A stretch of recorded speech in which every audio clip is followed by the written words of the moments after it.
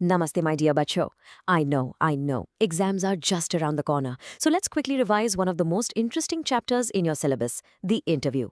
What's so fascinating about it, you ask? Well, it presents two completely opposite views on something we see almost every single day. So come on, let's get right into it. Okay, so let's dive straight in. The whole chapter, really, it just circles around this one powerful question. Is an interview a genuine source of truth? A way for us to learn about people and connect with them? Or is it actually an intrusion? Some people have even called it a crime. Let's explore both sides of this coin. So for the first part of our chapter, we're going to look at let's say, the dark side of interviews. We'll find out why some of the most famous, most creative people in history absolutely hated the very idea of being interviewed. And their reasons were, incredibly strong. So many of them felt it was an unwarranted intrusion into their lives. I mean, just imagine a total stranger coming into your house and asking all sorts of personal questions. Others felt that it diminished them, made them feel smaller somehow. The writer V.S. Naipaul, he went so far as to say that some people are literally wounded by interviews and lose a part of themselves. So intense. I'm sure most of us know Alice in Wonderland, right? Well, its creator, Lewis Carroll, he described having a just horror of the interviewer. This means he wasn't just a little bit scared. He was genuinely terrified of them, and he made sure he never, ever gave an interview. And if you thought that was strong, just listen to Rudyard Kipling, the author of The Jungle Book. He called interviews immoral, a crime, and an assault. Wow. These are such powerful words, and for your exams beta, it's absolutely crucial to remember he used crime and assault to describe how he felt. But maybe the most graphic, the most memorable description comes from the writer Saul Bellow. He said an interview felt like having thumbprints on his windpipe. Just take a second to imagine that physical feeling. And this picture, it perfectly illustrates what he meant. He felt like he was being choked, suffocated, like he couldn't even breathe. It's such a powerful image to describe how awful and uncomfortable an interview felt for him. Trust me, this is a golden phrase for your exams.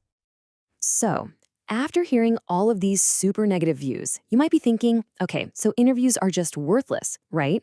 But hold on, that's not the whole story. The author presents a very important counterpoint. Despite all these problems, the interview is also a supremely serviceable medium of communication. It's how we get first-hand stories from our leaders, from artists, from scientists. It's an incredibly useful tool for us to understand the world. And this brings us to part 2, where we get to see the other side of the story. We're going to meet the brilliant professor and writer Umberto Eco. His interview shows us just how much value this whole medium can really have.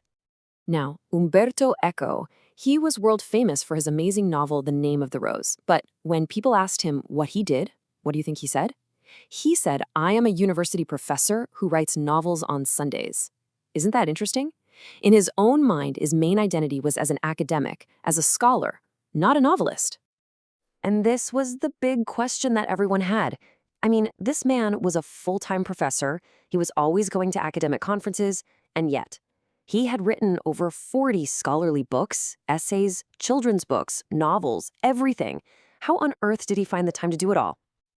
And the answer, my dear students, it all comes down to one single key word.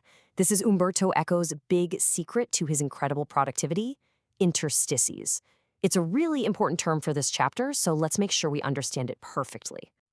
So what are these interstices? It's very, very simple. They are the empty spaces in our lives. Those little gaps of time you have. For example, the time you spend waiting for your school bus. That's an interstice. The few minutes before your teacher comes into the classroom. Another interstice. So here's how he explained it.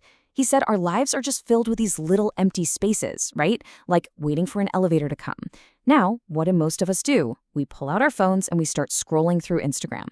But Eco? No, he used every single one of those gaps. He even joked that in the time it takes for an elevator to arrive, he could write an entire article. Can you believe that? This is the perfect picture of what he meant. Every minute of waiting was a minute of working for him. He didn't wait around for big chunks of free time to appear. No, he created time out of these small, tiny, empty spaces. That's a brilliant life lesson for all of us, isn't it? Now, let's go back to his novel, The Name of the Rose. This was not some easy, lighthearted book, okay? It was very serious, very difficult, all about deep topics like theology and medieval history.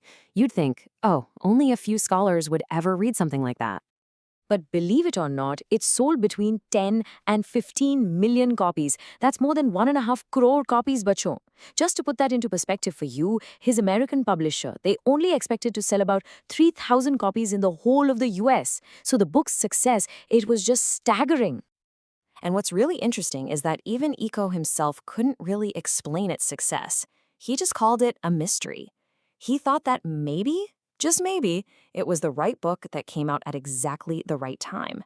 He even said that if it had been released 10 years earlier or 10 years later, it probably would have just disappeared without anyone noticing. Okay, everyone, time to focus. Let's get into exam mode. I've got the 2 most important questions from this chapter and the perfect answers for you. Are you ready? Let's go.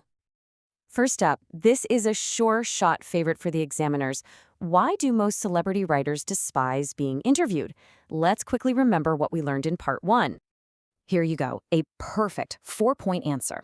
First, they feel it is an unwarranted intrusion into their private lives. Second, they feel wounded or diminished by it, like they've lost a part of themselves. Third, you must mention the extreme words used by writers like Rudyard Kipling, who called it a crime and an assault. And finally, you have to include Saul Bellow's powerful metaphor of feeling choked, just like thumbprints on his windpipe. You write these 4 points, you'll have a fantastic answer. And now for the second, very important question, all about our hero Umberto Eco. How does he find the time to write so much? Come on, think of that special word. And here is your simple 3-step answer. First, you have to state the key term. He uses the empty spaces in his life, which he calls interstices. Second, you explain what that means. These are the small waiting periods we all have, like waiting for a friend or waiting for a lift to come. And third, you explain the result. By using these little moments that most of us just waste, he was able to be incredibly productive. See, a simple but very powerful idea. So, there you have it. We've seen both sides, the pain of the celebrity and the wisdom from the professor. Now I want you to think for a moment. What is your opinion? Is an interview a really useful tool for us to gain knowledge, or is it a rude violation of someone's privacy? There's no right or wrong answer here. Just think about it. All the very best for your exams, my dear students. You are all so brilliant and you are going to do wonderfully. Now go for it.